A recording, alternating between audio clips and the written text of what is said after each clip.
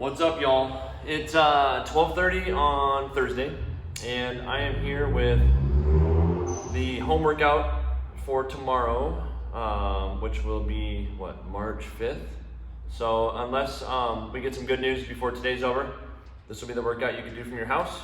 And it looks like a pretty nice one today. So pretty simple, but you know what that means? That means you get to go hard, which usually makes it pretty spicy. So let's talk about the warm-up real quick. Warm-up is a combination of some wrist stretching and lunges and squat holds.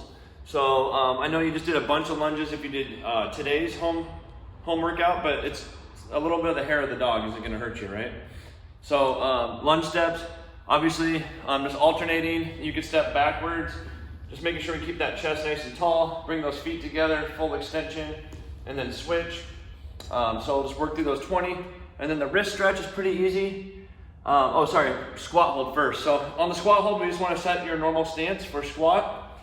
Getting nice and deep into that squat, making sure feet are nice and flat, knees are tracking out with the toes, and chest is tall. You can hold your arms out if that helps.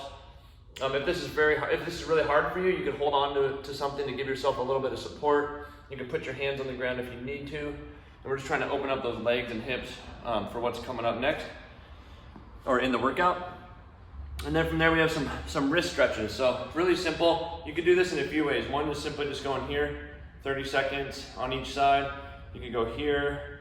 You can do it on the floor, kind of like so, switching sides, and just kind of working through these to kind of loosen up those wrists for some push-ups later.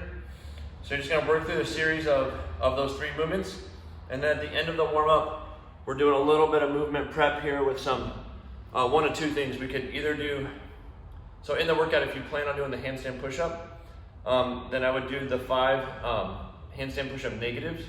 So that's where you would kick up in that nice tripod that we talked about last Saturday, keeping that core nice and tight and just controlling all the way down nice and slowly until your head gently touches the ground, and then kick your feet off the wall, and then you would kick back up and repeat for 5 reps.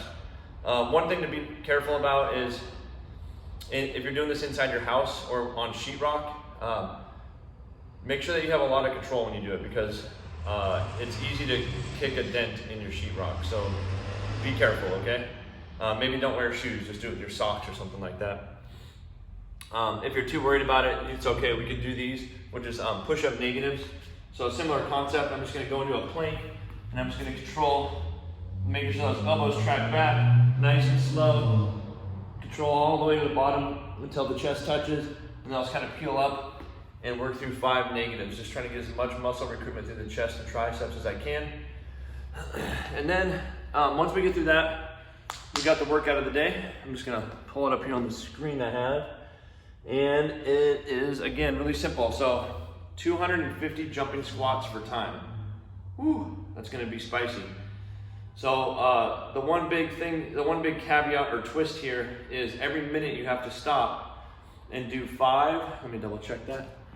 On the RX, it is 5 strict handstand push ups. So again, be careful to kick up to the wall. Strict meaning there's no kip. So that's intentional to make sure we don't end up kicking a hole in our wall. So you kick up, the only thing that'd be touching your wall is your heels, control down, touch and go. You can stack a couple pillows up in your house if you need to, or even a couple books just to raise up that target if you're not quite there with that full range of motion of the strict handstand push-up. A couple other options. One is on the scaled option, we have 8 just regular push-ups. So just making sure we keep that plank, just like so, all the way down, all the way up. We want to make sure chest touches the floor on every single rep and we get full lockout. On the foundations version, we have 5 push-ups from the knees or from a box or elevated surface. So if we're going from the knees, pretty simple here. Same idea though, is I want those elbows to track out at 45. Make sure I touch the ground and get full lockout. Or we could go from an elevated surface here, like so. And we'll come in, press out, making sure I get that sternum to touch. A couple other options real quick for the handstand push-up. One, if you have some dumbbells or an odd object in your house, so maybe a backpack, you could fill it up with some water bottles or books, and you could press that. So you could do some some press, some nice tight strict presses, so keeping that core tight, pressing straight up, lock out, control down. And we can work through 8 of those, or 8 presses with an odd object. Last option I'll show you real quick is if you have a surface in your house, kind of like this bench here, we could do some pike handstand push-ups from a elevated surface. So I would put my knees on there, I would walk, or put my hands as close to the bench as I can, in the sense that I don't want to flip over. So I want to get them close, keep that chin tucked, and then I'm going to touch just the top of my head gently on the ground. And as I press up, I'm driving my chin through towards the bench. So it kind of looks like this.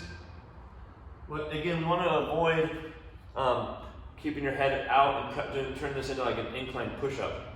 So what we're trying to do is mimic a vertical press, not a push-up type. So that would look kind of like this. If I was doing this incorrectly, my hands would be a little further out, and I'd be going kind of like this.